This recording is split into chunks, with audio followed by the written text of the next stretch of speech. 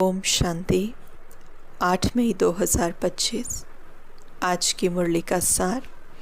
मीठे बच्चे देही अभिमानी बन, बाप को याद करो तो याद का बल जमा होगा।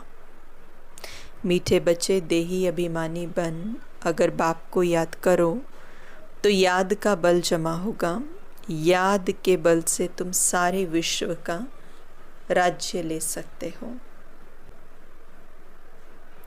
प्रश्न: कौन सी बात तुम बच्चों के ख्याल ख्वाब में भी नहीं थी जो प्रैक्टिकल हुई है?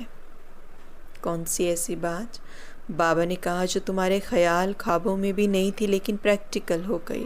उत्तर: तुम्हारे ख्याल ख्वाब में भी नहीं था कि हम भगवान से राजयोग सीखकर विश्व के मालिक बनेंगे, राजाई के लिए पढ़ाई पढ़ेंगे। अभी तुम्हें अथाह खुशी है कि सर्वशक्तिमान बाप से बल लेकर हम सतयुगी स्वराज्य अधिकारी बनते हैं।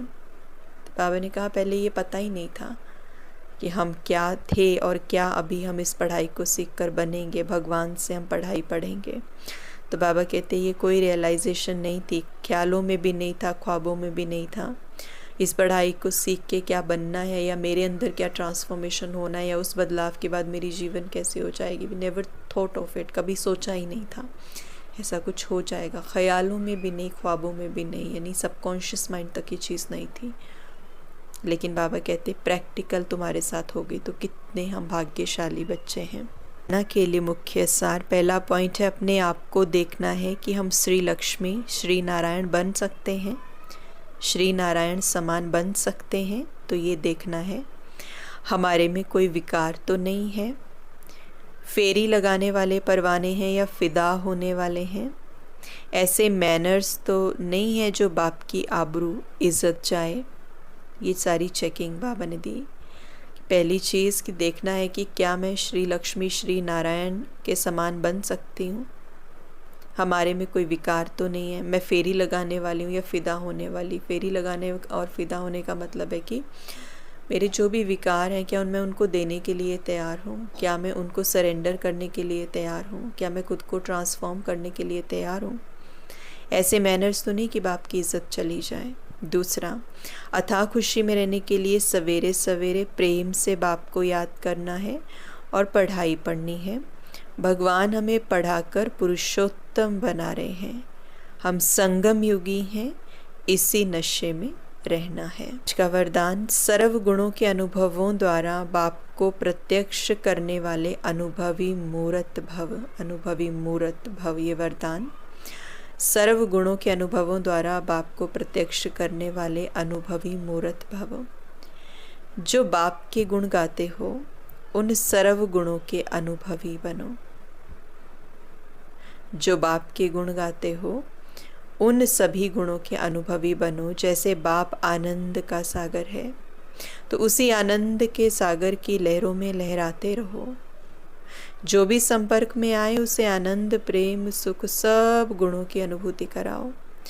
ऐसे सर्व गुणों के अनुभवी मूर्त बनो तो आप द्वारा बाप की सूरत प्रत्यक्ष हो जाएगी, क्योंकि आप महान आत्माएं ही परम आत्मा को अपनी अनुभवी मूर्त से प्रत्यक्ष कर सकते हो। तो बाबा ने कहा जो भी क्वालिटीज़ मेरी हैं उन गुणों का, जिन भी गुणों का मैं सागर हूँ, तो बाबा कहते हैं उन गुणों में लहराते जाओ, उन गुणों को अनुभव में लाते जाओ। अनुभव पहले खुद करो, फिर जब खुद करेंगे तो वो अनुभूति स्प्रेड होगी, वो दूसरों तक जाएगी। तो बाबा कहते कि ऐसे बाप के सूरत को अपनी पर्सनालिटी, कैरेक्टर या अनुभवों द्वारा हम प्रत्यक्ष कर सकते हैं। स्लोगन: कारण को निवारण में परिवर्तन कर अशुभ बात को शुभ करके उठाओ। कारण को निवारण में परिवर्तन कर अशुभ बात को भी शुभ करके उठाओ।